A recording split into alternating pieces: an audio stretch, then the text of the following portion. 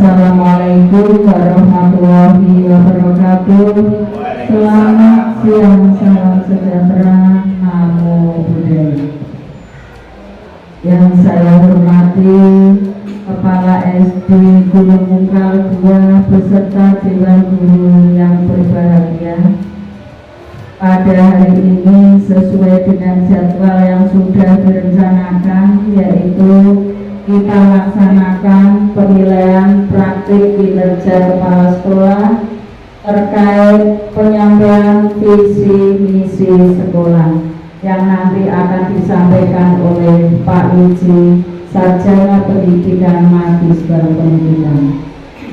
Bapak Ibu yang saya hormati, dalam kegiatan ini nanti yang menjadi fokus penilaian kami adalah kegiatan presentasi oleh Pak Wiji, di mana ada beberapa hal yang perlu diperhatikan, yaitu adanya dokumen administratif atau administrasi yang sudah diupload, itu juga dipersiapkan untuk bukti penilaian nanti, seperti halnya ketika penilaian kinerja kepala sekolah seperti tahun-tahun yang lalu.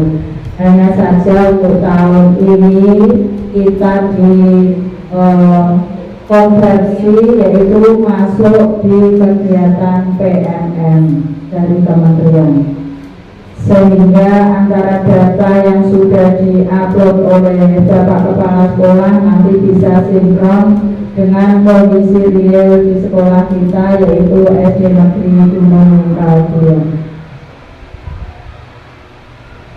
Yang akan kita nilai ada 3 hal. Yang pertama adalah pemantauan kinerja. Yang kedua adalah pembinaan kinerja. Dan yang ketiga adalah pembinaan kinerja terkait refleksi tindak lanjut. Dari ketiga langkah itu, yang pertama adalah pemantauan kinerja terkait isi dokumen dari observasi hari ini. Nanti bisa kita laksanakan penilaian. Jika sudah kita klik di PMM, nilai sudah kita buat, baru Pak Wiji bisa melanjutkan aktivitas untuk kegiatan berikutnya, yaitu pembinaan kinerja terkait nilai dokumen tindak lanjut. Baru bisa diklik, sehingga kegiatan ini saling sambung menyambung. Kalau Pak Wiji belum sepenuhnya mengisi kegiatan di PMM, kita juga belum bisa menilai.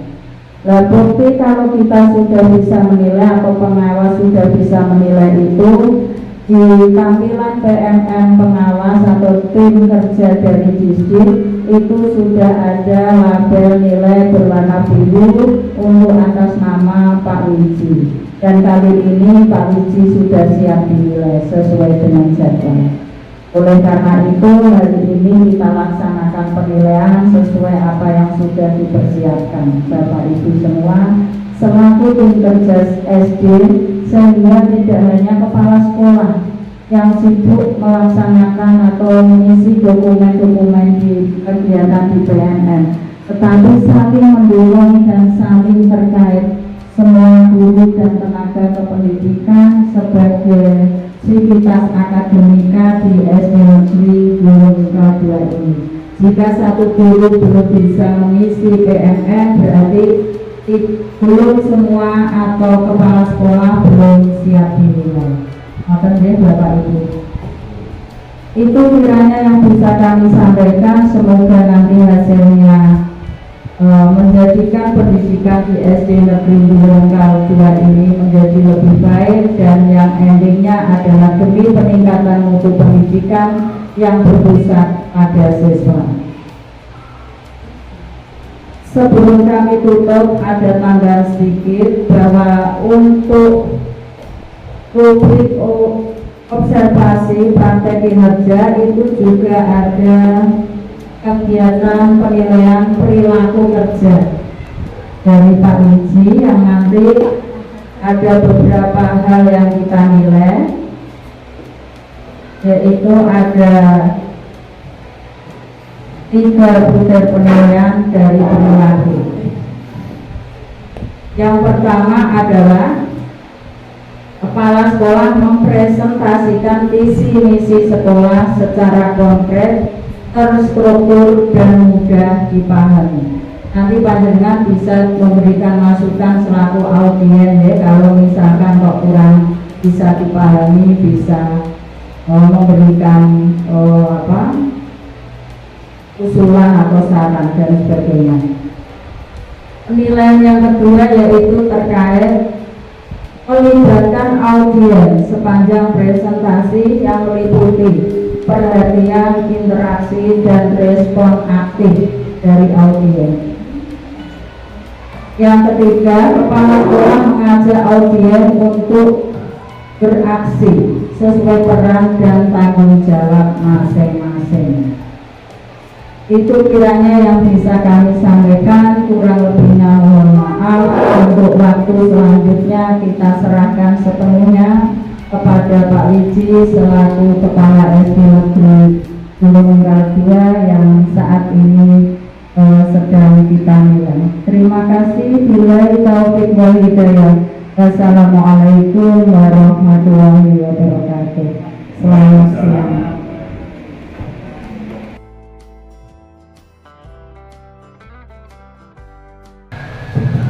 Assalamualaikum warahmatullahi wabarakatuh. Selamat siang dan salam sejahtera buat kita semua. Amal budaya. Yang kami hormati Ibu Alfi Sarwa SPD MPD selaku pengawas sekolah, dalam hal ini bertindak sebagai tim kerja menilai kinerja kepala sekolah Kabupaten Pati. Yang saya hormati Bapak Ibu Guru SDN Gunung Kidul 2, dalam hal ini sebagai peserta hasil pemaparan hasil kerja tindak lanjut berkaitan dengan capaian visi sekolah. Ibu Bapak yang saya hormati, pada kesempatan kali ini saya selaku penilai kinerja guru di sekolah ingin menyampaikan berkaitan dengan visi SD Negeri Gunung Kidul 02. Visi kami sesuai yang tertera di kurikulum adalah terwujudnya generasi penerus bangsa sebagai pembelajar sepanjang hayat yang berkarakter, berprestasi, adaptif melalui terciptanya profil pelajar Pancasila. Harusnya Bapak Ibu juga hafal visinya ya. Karena visi itu akan dicapai manakala Bapak Ibu gurunya juga memahami visinya. Nah, dari visi ini saya akan berfokus dengan berprestasi. Ini dari apa Bapak Ibu? Dari temuan ketika observasi pembelajaran. Okay. Nah, ini latar belakangnya adalah yang pertama berkait dengan evaluasi dari rapor pendidikan. Rapor pendidikan bisa Bapak Ibu akses di web sekolah ya.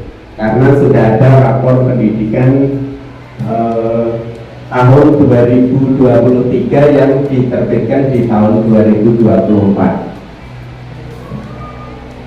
SD kita untuk tahun ini banyak aspek yang turun Bapak Ibu. Jadi itu sebagai bahan evaluasinya bahwa penilaian kita di rapor pendidikan itu untuk tahun ini persentasenya turun.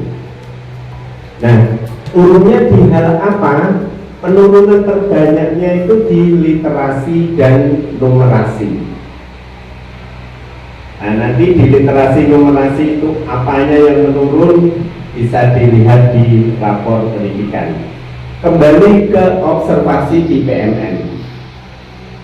Nah, Ini ada temuan yang banyak dialami di kelas-kelas untuk mohon Bu Alfi ini ya, ada di catatan kami bahwa pemahaman guru ini terutama di kurikulum Merdeka itu tentang pembelajaran berdiferensiasi.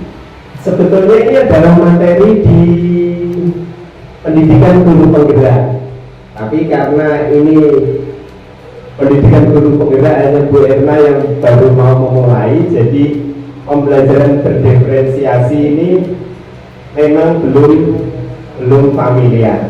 Oke. Nanti yang akan kita kupas lebih dalam atau kita elaborasi itu tentang pembelajaran berdiferensiasi seperti yang saya ajukan di portal TMM untuk Bu Alfi. Hari ini saya fokus ke pembelajaran berdiferensiasi berkait tadi dengan pencapaian visi sekolah yang masih butuh peningkatan berkaitan dengan literasi dan numerasi.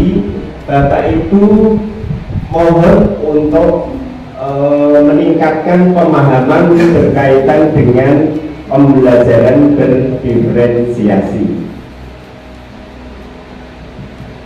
Nah, awal dari pembelajaran berdiferensiasi itu adanya karakteristik yang berbeda di masing-masing anak. Bapak Ibu, itu bisa diketahui dari apa? Karakteristik yang berbeda itu bisa diketahui dengan asesmen diagnostik. Asesmen diagnostik itu untuk mendeteksi apa, Bapak Ibu? Pak? Apa Mas? Kemampuan, iya, kemampuan tentang apa? Yang paling utama di asesmen diagnostik itu apanya dulu? Yang paling utama dideteksi oleh asesmen diagnostik itu gaya belajar. Oke. Ada anak-anak yang tipenya itu visual, kalau dia melihat itu langsung paham, membaca juga langsung paham, kan ada anak seperti itu. Tapi paling-paling hanya 30%-nya. Ada juga yang tipe auditori, ya, pahamnya ketika mendengar, akhir krungu sekilas kemudian dia ngerti, harus paham. Oke, Bu Sukani mungkin auditori, krungu sidik itu langsung paham. Ya. Bisa jadi seperti itu tipenya. Ada juga yang tipenya kinestetik. Kinestetik itu yang gerak, ya kan? Dia itu paham itu kalau di apa? Ya, dia seperti misalnya mata pelajaran penjas PJOK, nah itu banyak anak-anak yang pinter di dalam prestasi olahraga itu tipenya biasanya kinestetik. Senengnya kon kedindangan, nah, itu kinestetik. Nah, kemampuan awal anak tersebut bisa dideteksi oleh guru. Sekarang penilaian apa itu asesmen diagnostik itu pakai aplikasi juga banyak, ada di internet, itu bisa kita mendeteksi gaya belajar anak. Bisa melalui angket, bisa melalui pertanyaan pemantik istilahnya. Nanti anak-anak itu dengan jawaban-jawaban tersebut bisa kita deteksi gaya belajarnya. Nah, apa itu pembelajaran berdiferensiasi? Diferensiasi itu kan dari kata apa? Dari kata different. Karena kayak guru bahasa Inggris ini, kompiro guru bahasa Inggris. Tidak. Different itu artinya apa? Berbeda. Nah, berarti apakah harus belajar berbeda? Bisa jadi berbeda. Tapi, nah, pembelajaran berdiferensiasi itu apa? Usaha guru yang dilakukan untuk menyesuaikan proses pembelajaran di kelas, untuk menyesuaikan tadi gaya belajarnya murid. Selama ini kan jangan mungkin bisa semua itu klasikal, wes ora peduli bentuknya kepiye, yang penting belajarnya sama, diajar dengan dengan metode yang sama, dengan model yang sama, dengan strategi yang sama. Apakah itu efektif? Kurang. Nah, kalau kurang efektif, idealnya itu memang harus menerapkan pembelajaran berdiferensiasi. Nah, ini 3 pendekatan pemetaan kebutuhan murid. Nah, misalnya minatnya beda. Bocah ini ya lo sih orang seneng olahraga, padahal rata-rata anak itu seneng pembelajaran olahraga.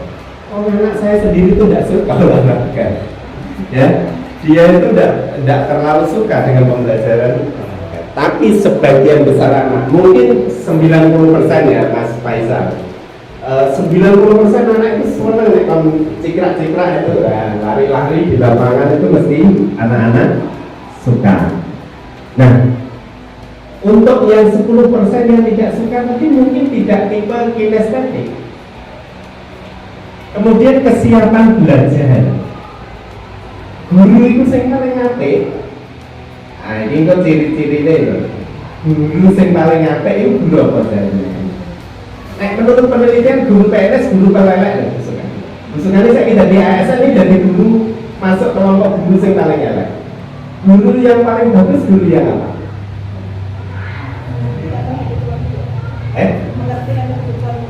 Enggak,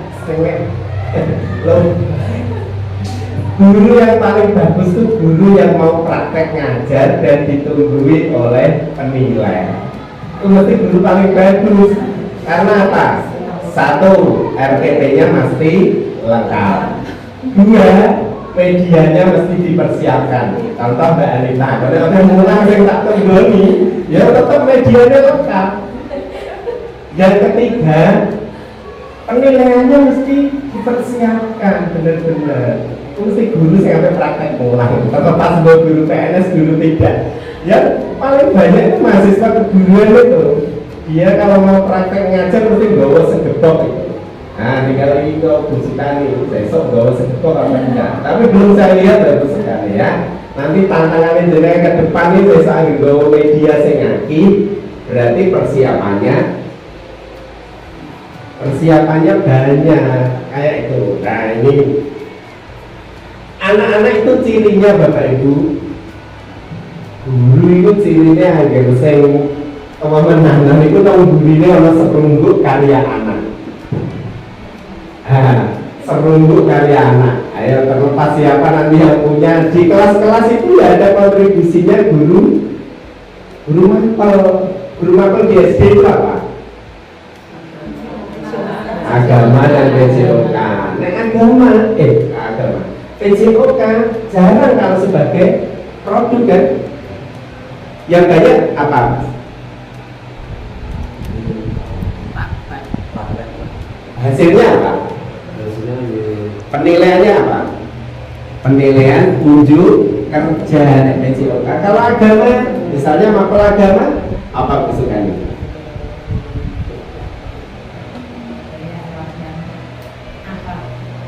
Akhlak, berarti nilai sikap yang paling banyak. Ya, kalau agama memang ya sepakat kalau nilai sikap yang paling banyak. Tapi apakah agama juga tidak menghasilkan unjuk kerja, kinerja siswa? Apa contohnya Bu? Praktek sholat, contohnya kemarin. Nah, itu betul sekali. Nah, nanti produknya itu bermacam-macam bisa. Kalau guru kelas mau banyak produk, mau banyak unjuk kerja, mau banyak portofolio, semua bisa kalau guru kelas. Kalau guru PJOK sama agama tadi mesti ada yang dominan. Kalau di PJOK tadi dominannya unjuk kerja, kalau di guru agama itu mesti nilai-nilai atau sikap atau afektif. Lanjut, ini adalah contoh anak dengan minat yang berbeda-beda. Saya sudah mengobservasi kegiatannya Bu Erna di kelas 6.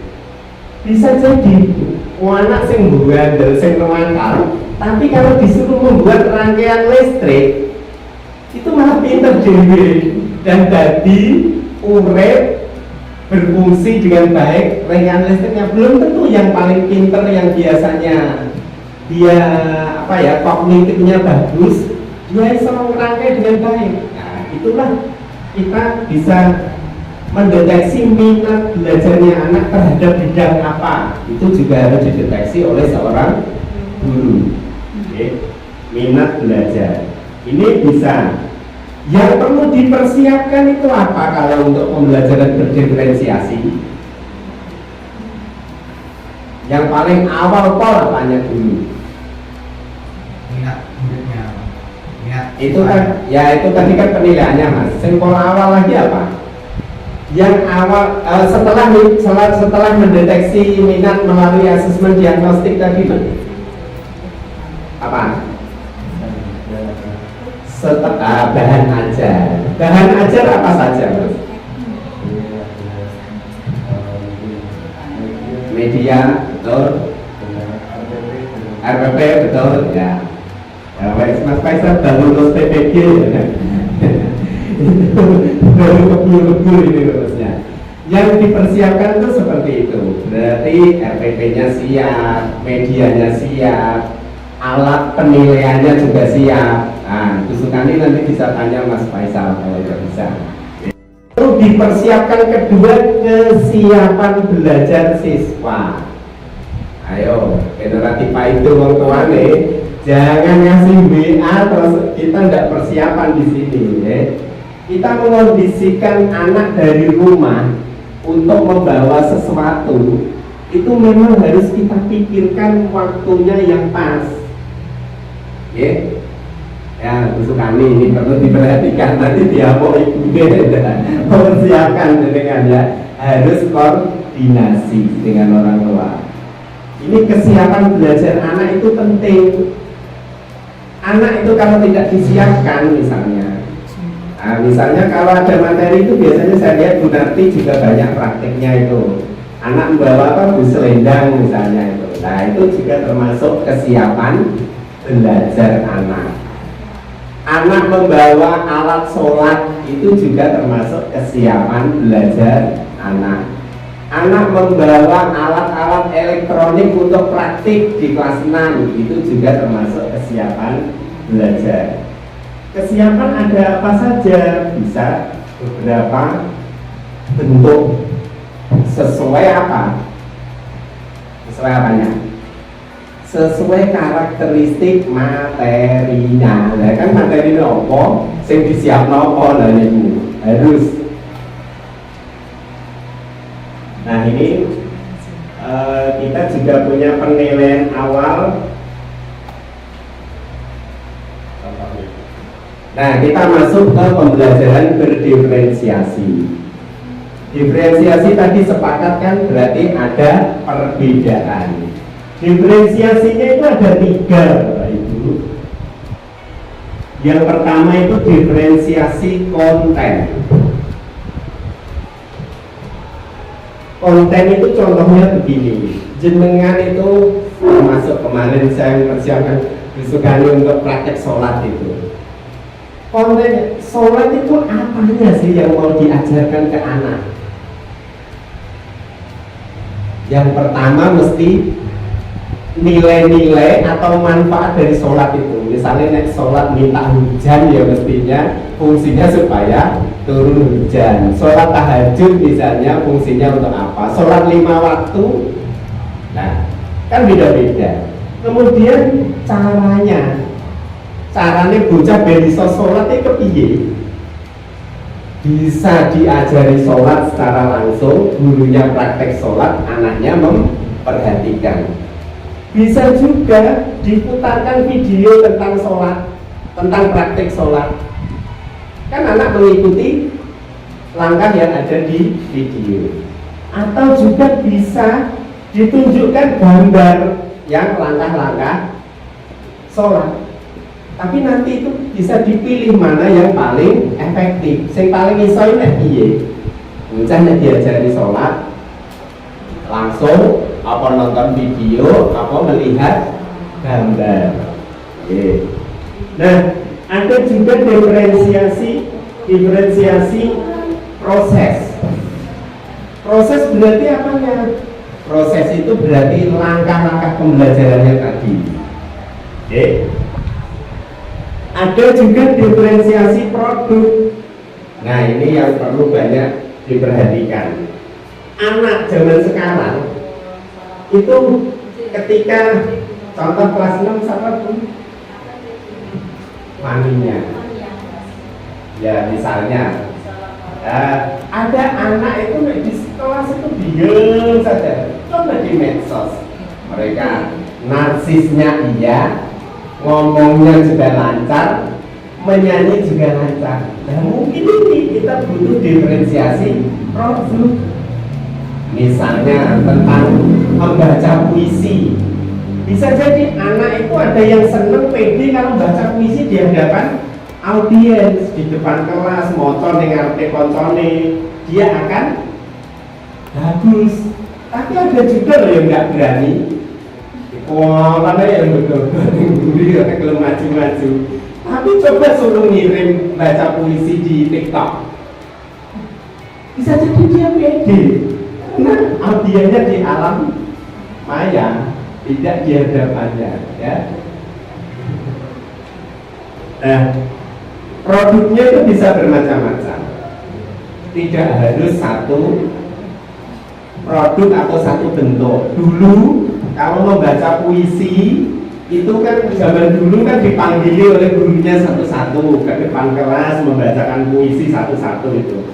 Sekarang kan bisa berbeda. Untuk apa Bapak Ibu? Untuk mengeksplorasi ini loh, minat dan bakat siswa supaya optimal. Kadang juga ada anak-anak yang pinter nyanyi tapi tidak berani tampil. Tapi kalau dia di audisi sendirian, ya bagus suaranya. Nah, itu maksudnya diferensiasinya itu seperti itu. Yang pertama itu kontennya bisa berbeda-beda.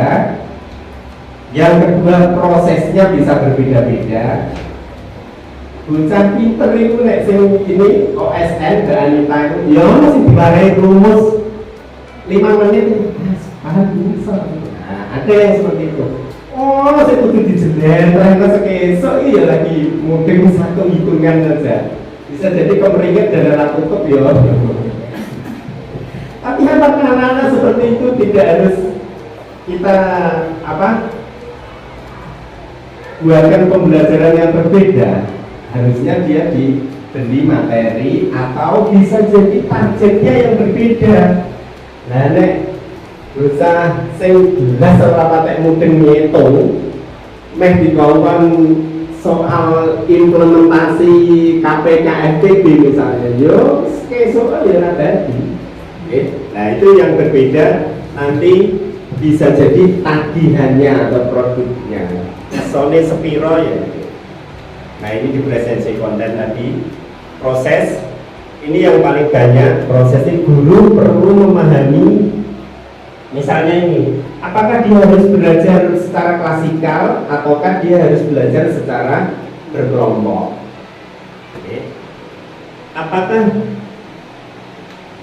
ada murid yang butuh bantuan khusus misalnya? Ya. Kadang-kadang kan murid itu karakteristiknya beda-beda. Nah, muridnya masih itu api-api, ya kan? Muridnya masih itu pinter-pinter loh sebenarnya saya lihat.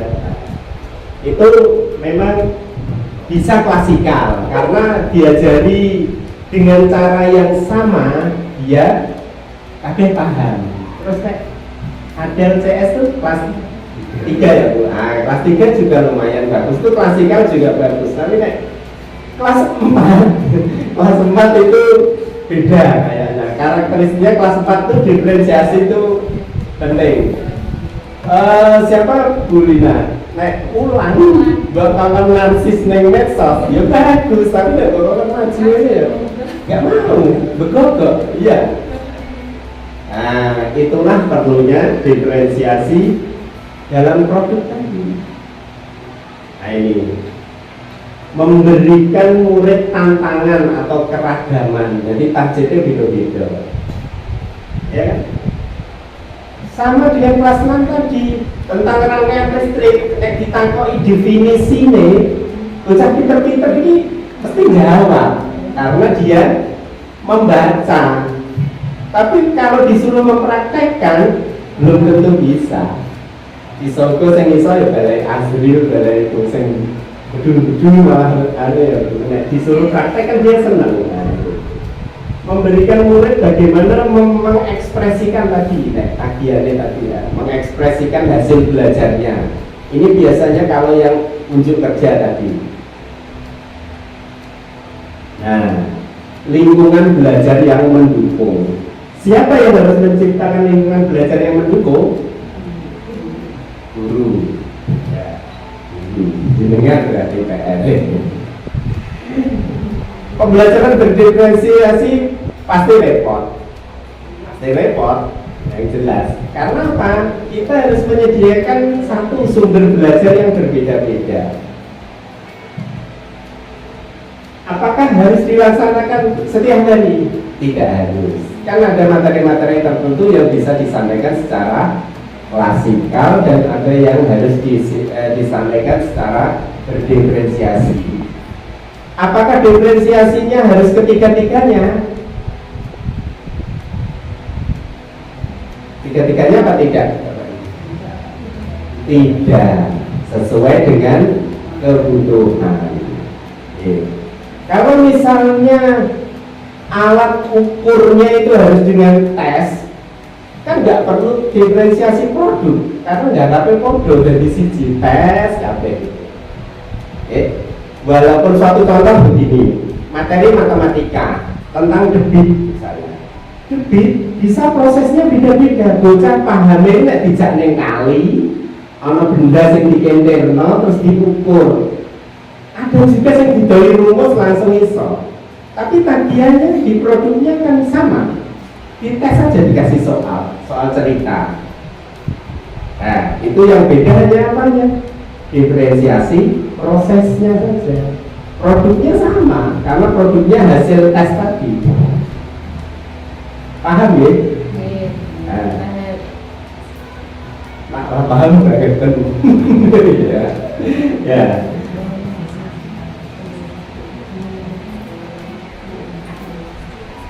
Nah, ini seseorang nanti, setiap orang itu akan merasa disambut baik di kelasnya. Kayak PR banyak itu, menurut saya evaluasi kita kenapa nilai di rapor pendidikan itu rendah itu, menurut saya yang paling berperan itu karena kelas 5 itu sangat beragam. Iya kan? Jumlahnya banyak, yang kemampuan di bawah rata-ratanya dalam hal literasi dan numerasi itu banyak. Makanya nilai kita jadi rodok turunnya banyak. Sudah, hanya itu tentang berdiferensiasi. Bapak Ibu kalau mau menyusun RPP-nya, juga RPP yang berdiferensiasi. Pada intinya sama, hanya memilah tadi yang diferensiasinya. Ketika kita mau diferensiasi konten dan proses, kontennya saja dulu misalnya. Konten bisa jadi yang beda dipersiapkan itu medianya. Kalau di diferensiasi proses yang dibedakan apanya?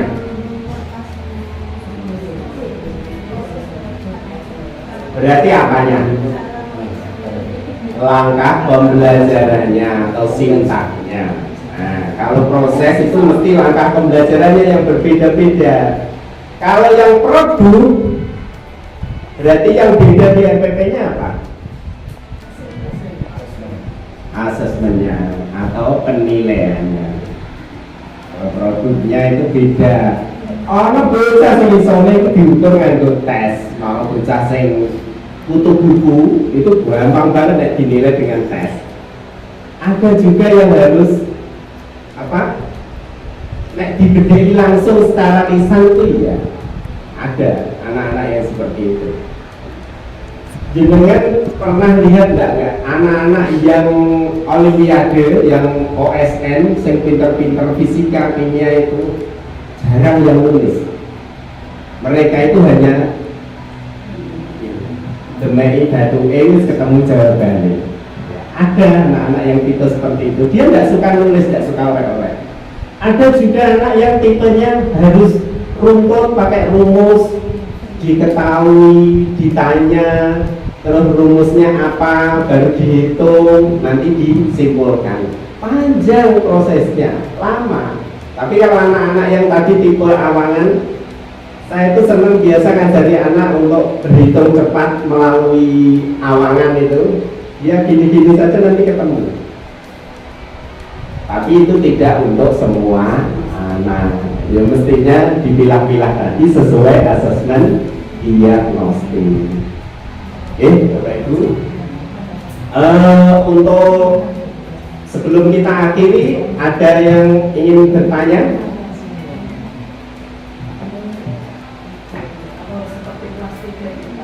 Itu kan diajak komunikasi itu sulit, ditanya tidak diam, disuruh ke depan tidak mau, makanya diam aja seperti tadi itu sampai. Iya Bu. Iya. Terus cara mengatasinya gimana? Yang pertama menurut saya Dinda itu butuh kesabaran kita. Ya. Yang kedua, memang menurut saya itu dianya berkebutuhan khusus. Walaupun tidak secara kasat mata dia tidak cacat loh. Berkebutuhan khusus itu kan memang dia punya karakteristik yang berbeda dibandingkan anak-anak yang lain. Menurut saya yaitu indigo. Nah, indigo itu memang kan seperti itu, dia punya alam lain yang menyibukkan pikirannya. Jadi dia itu tidak kendalinya lebih banyak dari alam yang berbeda tadi daripada kita. Kalau menurut saran saya, nah itu ya diajak sebanyak-banyaknya, diajak komunikasi semampunya. Oh saya aja disauri, ngajak komunikasi dia disauri dengan kalimat itu baru 2 kali. Yang lainnya dia cuek, kayak dia memperhatikan tempat yang lain. Kalau kemarin-kemarin masih bisa Pak, tapi setelah sakit itu masuk itu diam aja sambil gini Pak. Ya, menurun gitu saja Pak. Apa itu diomongi yang dan apa ya tidak nyambung ya. Asli orangnya gimana Pak Faisal? Tidak mau ya. Mungkin itu lebih kuat pengaruh dari alam bawah sadarnya daripada alam nyata ini. Makanya ya sulit, tidak apa-apa lah nanti ya kita apa ya, itu ya perlu tadi Bu, tagihan atau produknya juga dia tidak sama dengan temannya. Prosesnya seperti Pak Faisal, dia mau disuruh apa juga kadang-kadang nggak mau. Yang penting mau ikut ke lapangan nggak apa-apa. Nek dia menyendiri akan semakin berat pikirannya karena dia memang sudah mengetahui alam yang tidak kita lihat. Ya, semaksimal mungkin saya berusaha kalau pas gini terus itu saya dekati Pak. Yeah. Pak lurus, tak dekati, tak omongi apa. Biar ada komunikasi gitu. Yeah. Ada yang lain? Ayo Bu Lina, kemarin saya butuh diferensiasi banyak.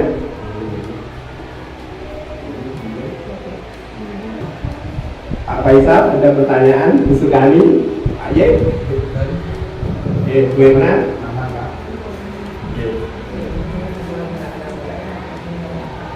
Bu Anita?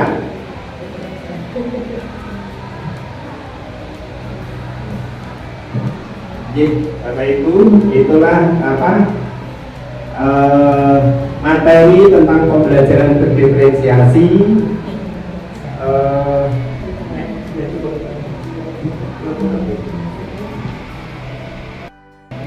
Nanti tanya jawab bisa langsung dengan saya ketika ada permasalahan pembelajaran yang berkaitan dengan kondisi yang di kelas. dari saya terkait dengan pemaparan materi pembelajaran berdiferensiasi.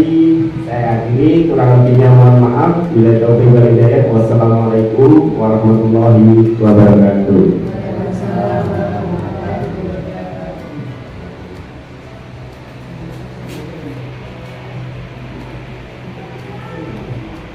Terima kasih atas penyampaian materi dari Pak Wiji selaku Kepala SD Negeri Gunung Bagian, yang dalam hal ini adalah sesuai dengan instrumen penilaian kami, bahwasanya presentasi tersebut bisa dilaksanakan secara konkret, terstruktur, dan mudah dipahami. Apakah Bapak Ibu audien bisa menerima atau sudah bisa memahami yang disampaikan oleh Pak Wiji? Terima kasih. Terkait dengan target Bapak Kepala Sekolah Panjenengan, yaitu adalah mengajak audien untuk beraksi sesuai peran dan tanggung jawab masing-masing dalam upaya meningkatkan kemampuan guru dalam pembelajaran berdiferensiasi. Ini apa yang sudah Bapak Ibu lakukan atau aksi apa yang sudah Bapak Ibu lakukan? Satu saja untuk mewakili teman-teman.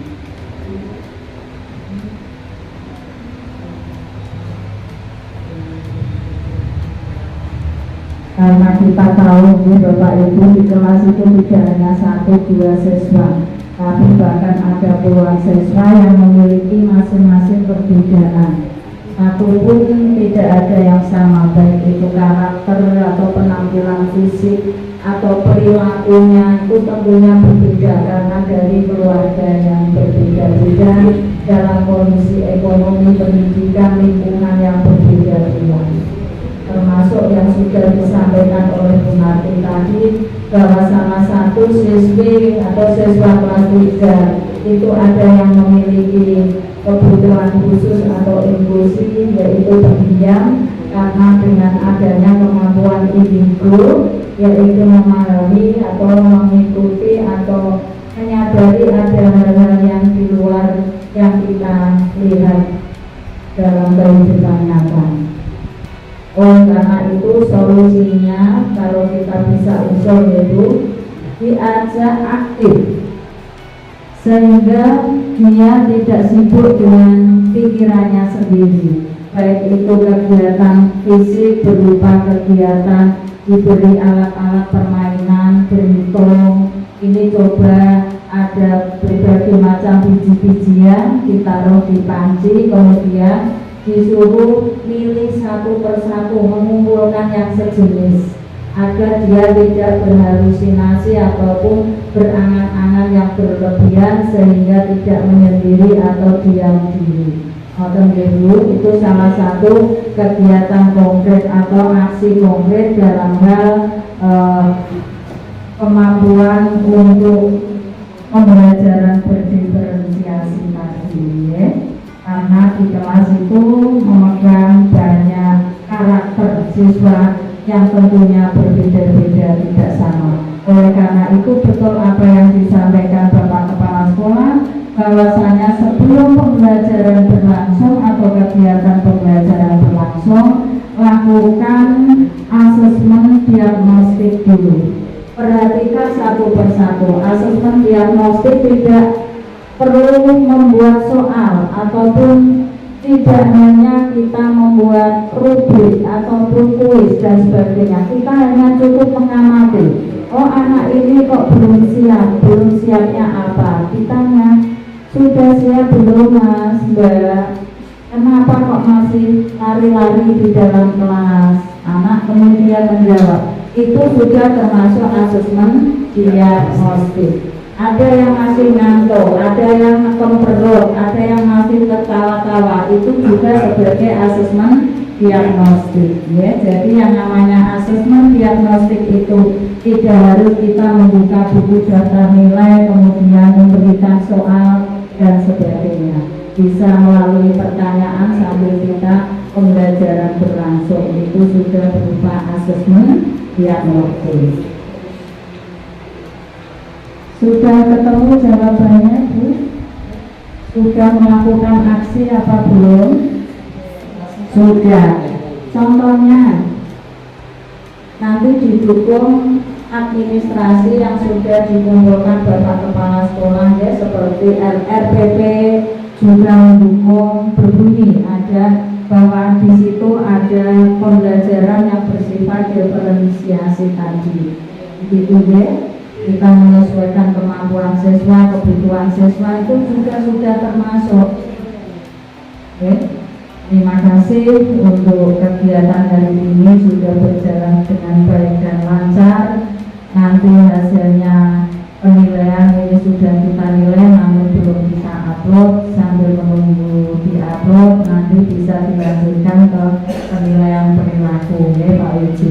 Namun dalam penilaian ini perlu Pak Wiji ketahui bahwa kita belum menilai maksimal Bapak untuk semua teman kepala sekolah kita tidak kita nilai maksimal. Yang jelas sudah sesuai atau paling tidak ya sama dengan atau bernilai baik Pak,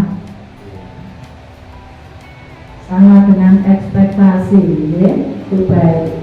Kalau kemarin untuk Pak Andi dan Bu Kes itu masih kita olah lagi sehingga jangan di print dulu, nanti di print kalau kita sudah menilai dari keseluruhan kepala sekolah yang berjumlah 21. Nah, oleh karena itu kegiatan hari ini kita tutup dengan bacaan hamdalah. Alhamdulillahirabbil alamin. Akhir kalam billahi taufiq wal hidayah. Wassalamualaikum warahmatullahi wabarakatuh. Lalu sebelum kita kembali ke tugas masing-masing, monggo apabila ada pertanyaan.